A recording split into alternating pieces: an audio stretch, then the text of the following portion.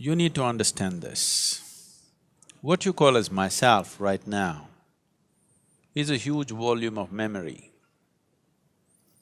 Your body is the way it is simply because of the genetic memory that it carries. You have your mother's nose, your father's complexion and something else, your grandfather's something else, simply because what you call as your body is a complex amalgamation of memory. A very ancient memory lives in your body.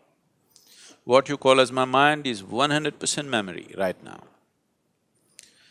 So you are a huge heap of memory in many ways. And memory goes into you in different ways. Through all the five senses, you gather memory. What you see, what you hear, what you smell, what you taste, what you touch. Of all these five different ways of gathering memory, what you see and what you touch are the deepest forms of memory. Especially what you touch creates a certain level of memory in the system. So when you say a spouse, you have touched, and there is a certain level of memory. Now, your divorce means in some way you're trying to rip that memory off,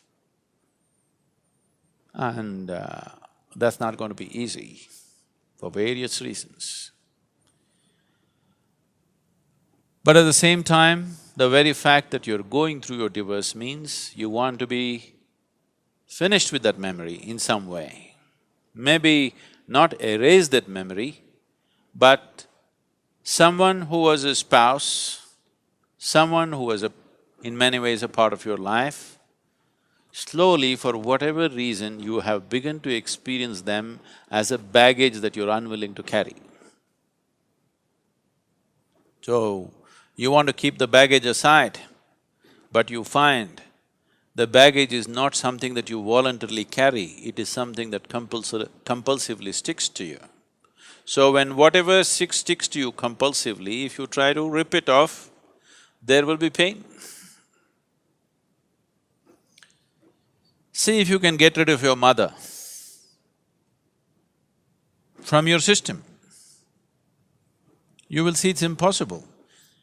So similarly, memory has built up about your spouse, you can't just get rid of it just like that. If you do it, even mentally, psychologically, if you're equipped to do it, you will still see the whole system will go through a certain level of suffering invariably. Even if emotionally, psychologically you're in a balanced state that you can deal with it, the system will go through a certain process. You will see that especially when you are taken away from your spouse, either through divorce or death, you will see the memory within your system plays up much more strongly when they're not here. Particularly when death happens, you will see the memory of your spouse works in every cell in your body, if you have lived long enough together. It is not just an emotional and psychological process, it is a very physical process. So divorce is a voluntary death. You have decided to kill something that is a part of you in some way. It is because of this reason that having this understanding of the existence and the way the system functions, that they always told you, till death do you apart, you will not part. Because there is a physical memory about this, and the body doesn't have the balance of the mind. The mind can decide and turn around, but the body cannot turn around. The more memory you build into it, the more confused it becomes. So one type of memory, body handles it much better. Now that you've chosen to divorce for whatever reasons, which I don't want to delve into, if it could be avoided, that would be best. But for some reason, you have come to that situation where this has to happen. You need to understand this, that divorce essentially means you have chosen to kill something which is a part of you. because what you call as myself is just a certain volume of memory. Now, to how to conduct this gracefully. Most people think the best way to conduct a divorce is immediately jump into another relationship and another relationship of the same kind. No, you will cause much more struggle and turmoil within the system by doing that. It's extremely important the body has enough time to work out the memory. The body has enough time to keep the memory at a certain distance. Otherwise, you will render yourself to a space where to make yourself peaceful and joyful will become an extremely hard thing to do in your life. So conducting this process gracefully and well is important, as it is important to conduct every aspect of your life gracefully and well. Now, two people who have shared their emotion, their body, their sensations and their living spaces. Ripping it apart is because two memories have merged in many ways. Ripping it apart is almost like tearing yourself apart.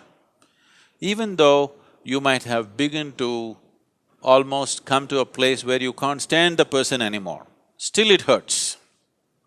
Simply because you are trying to rip out a memory which is you, because you are a bundle of memory.